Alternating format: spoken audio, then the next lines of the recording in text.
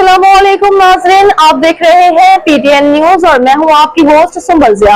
शामिल करते हैं आज की अहम खबरें। शहबाज शरीफ की बहरीन के वलीअहद से मुलाकात, इक़्तिसादी ताउन पर तबादला ख्याल। मन्नामा वज़ीर आज़म मोहम्मद शहबाज शरीफ ने बहरीन के वलीअहद, बहरीनी अफवाज के नायब सुप्रीम कमांडर और वज़ीर आज़म शहज़ादा सलमान बिन हमद अल खलीफा से मुलाकात की। मुलाकात में इक़्तिसादी ताउन समेत दीगर अमूर पर तबादला ख्याल किया गया।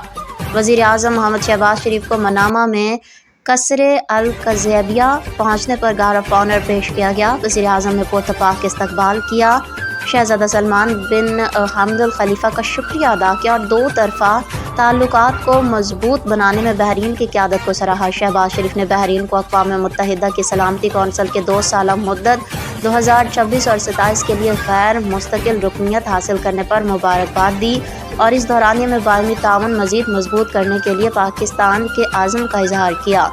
मुलाकात में इक़्तिसादी ताउन गुफ्तगू का मरकज़ रहा। वज़ीर आज़म ने दो तरफ़ा तिजारत को बढ़ाने के इम्कानात को उजागर किया, जो इस वक्त $550 मिलियन से ज़्यादा है। वज़ीर आज़म ने कहा कि पाकिस्तान और बहरीन के दरमियान दो तरफ़ा तिजारत को 3 सालों के अंदर $1 अरब अमरीकी तक ले जाया जाएगा।